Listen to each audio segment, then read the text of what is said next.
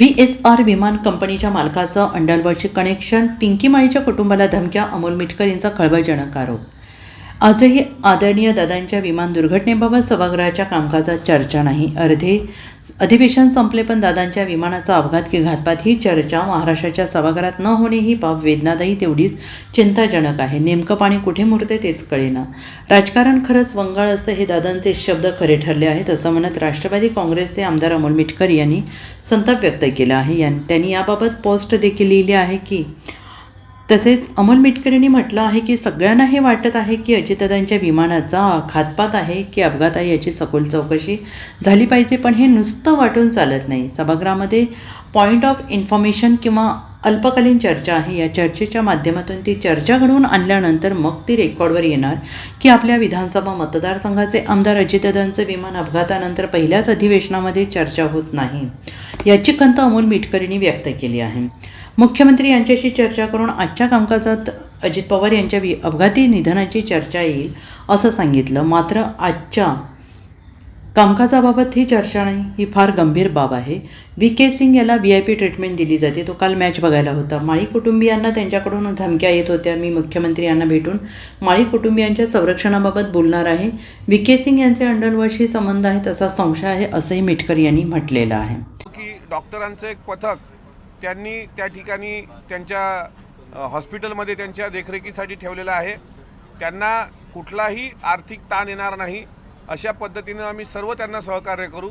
आणि आज सभागृहात सुद्धा मी याबद्दल पॉईंट ऑफ इन्फॉर्मेशनद्वारा वरच्या सदनामध्ये पिंकी माळी यांच्या कुटुंबाचा सर्व खर्च महाराष्ट्र सरकारने उचलावा अशी विनंती करणार आहे. दुसरी महत्त्वाची गोष्ट, अजितदादांच्या विमान अपघातासंदर्भात खरं तर या अधिवेशनामध्ये दोन्ही सभागृहामध्ये चर्चा होणं अपेक्षित होतं.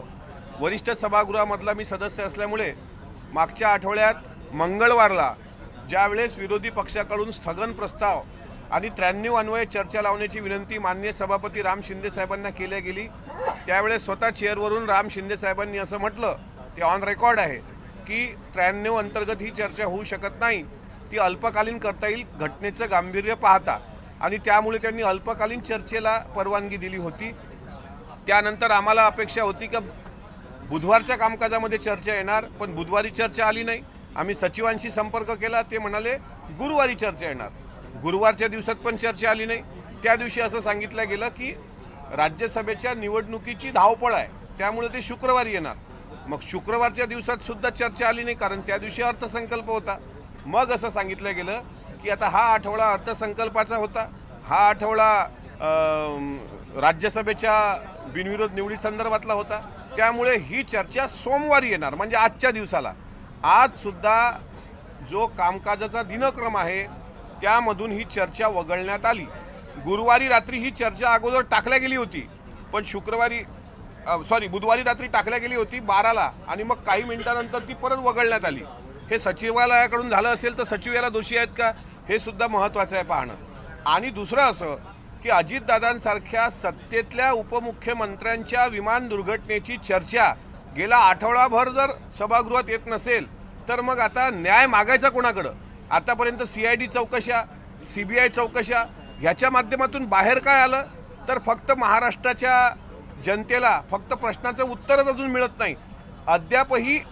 अद्यापही देवगिरी ते कलिना गेट नंबर 8 आणि कलिना गेट नंबर 8 ते VSR व्हेंचर इथपर्यंतचा CCTV मिळालेला नाही. काही आमदार आम्हाला भेटले, ते म्हणतात दादाची जळलेली चप्पल आम्ही पाहिली, दादांचा जळलेला मोबाईल आम्ही पाहिले, दादांचा जळलेला हे काय म्हणतात बॅग आम्ही बघितली, पण दादांच्या सोबतचे कागद जळले नाहीत आणि दादा स्वतः जळले. हे जे काही संभ्रम आहे महाराष्ट्राच्या मनामध्ये, हा कुठंतरी आणण्याकरता CBI CID ह्या चौकशा कितपत न्याय देतील दादांना मी सांगू शकत नाही. दादाला न्याय मिळेल की नाही याबद्दल मी साशंक आहे, पण दोन्ही सभागृहामध्ये ही चर्चा का येत नाही आहे याबद्दल मात्र माझ्या मनात मोठी शंका निर्माण झालेली आहे. अजितदादांसारखा नेता, ज्या नेत्यानं कधी धर्म, जात, पंथ, पक्ष हे जर पाहिलं नसेल आणि चर्चा घडून आणायला हरकत काय? त्यामुळे वरच्या सभागृहात आज चर्चा होणं अपेक्षित होतं. आज तसा सवाल मी सुद्धा चेअरला विचारल्याशिवाय राहणार नाही. Bureau report SPN Marathi, Mumbai.